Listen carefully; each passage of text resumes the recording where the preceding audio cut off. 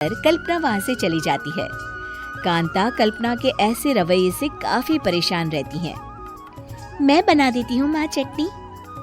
ऐसा बोलकर प्रिया माँ को चटनी बनाकर प्लेट में खाने को देती है कि तभी वहाँ कल्पना आ जाती है। अरे वाह चटनी, जरा चख कर तो देखूं, बड़े दिन हो गए। अरे नहीं बहू, तू तो रहने ही दे चटनी खाना, पेट में जलन हो जाएगी।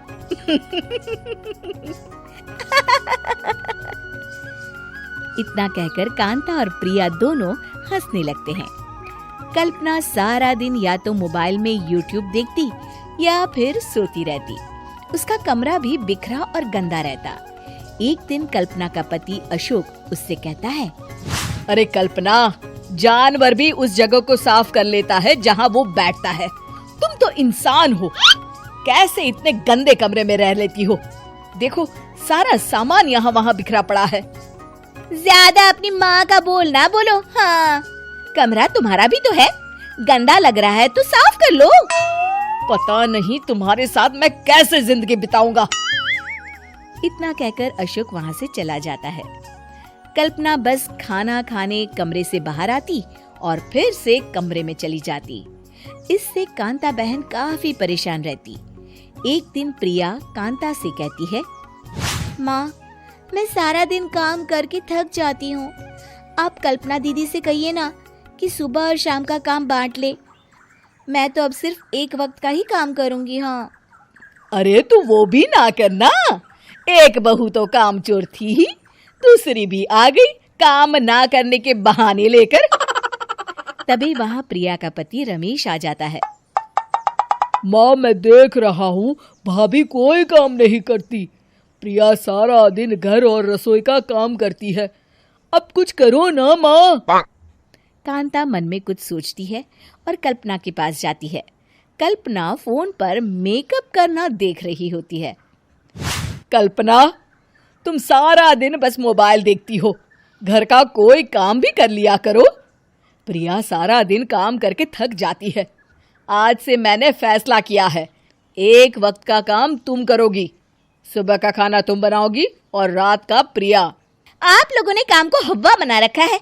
अरे पता नहीं थोड़ा सा ज्यादा काम करने में आप लोग घबरा क्यों जाते हैं। और हाँ, बहुत ज्यादा प्रिया की तारीफ मत करिए मेरे सामने, बड़ी बहू तो मैं ही रहूंगी। मैं कुछ नहीं जानती, कल सुबह मुझे वक्त से खाना चाहिए।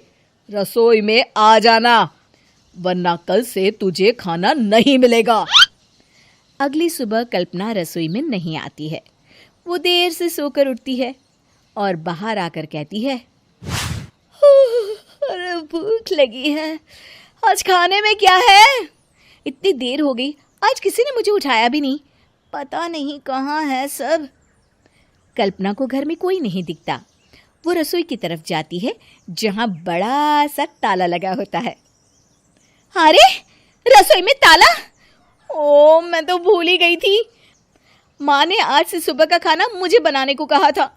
हे भगवान, इतने लोगों का खाना बनाना क्या आसान है? तभी घर के सारे सदस्य बाहर से वापस आते हैं। वाह माँ जी, मजा आ गया छोले भटूरे खाकर। मेरे मुंह में तो अभी भी स्वाद आ रहा है। अरे कल्पना, तेरे भरोसे रहते तो हम तो भूखे ही रह जाते। कल्पना को बहुत गुस्सा आ जाता है। अब बहुत हो गया, आज से मैं अपनी रसोई अलग कर रही हूँ। मैं अपना खाना खुद बना लिया करूंगी।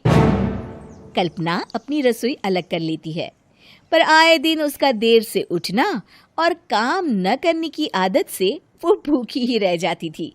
उसी के सामने घर के लोग अच्छे अच्छे पकवान खाते और कामचोर कल्पना को जैसे तैसे ही खाना बनाकर खाना पड़ता। पर एक दिन तो हद ही हो गई। माँ, दीदी आज सुबह से कमरे से बाहर नहीं निकली, हमें जाकर देखना चाहिए।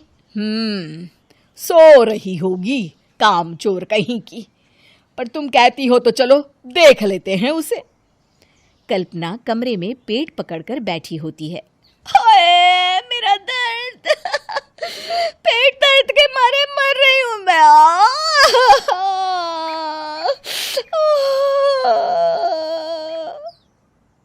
अरे दीदी क्या हुआ? पेट में दर्द क्यों हो रहा है? डॉक्टर को दिखाया आपने? माँ। कल्पना खड़ी होती है और माँ जी के पास आती है। मुझे माफ कर दीजिए, अब से मैं सारे काम में मदद करूंगी, कभी आलस और काम चोरी नहीं करूंगी। हाँ हाँ, वो तो ठीक है, लेकिन अचानक क्या हो गया जो तू काम करने को तैयार हो गई? काम चोर कल्पना। माँ, लगातार बासी और उल्टा पुल्टा खाना खाने के कारण मेरे पेट में इन्फेक्शन हो गया है। काम न करना पड़े इसलिए मैं 2 दिन का खाना एक दिन ही बना लेती थी। बासी और खराब खाना खाने के कारण लेने के देने पड़ गए। पेट में दर्द हो रहा है।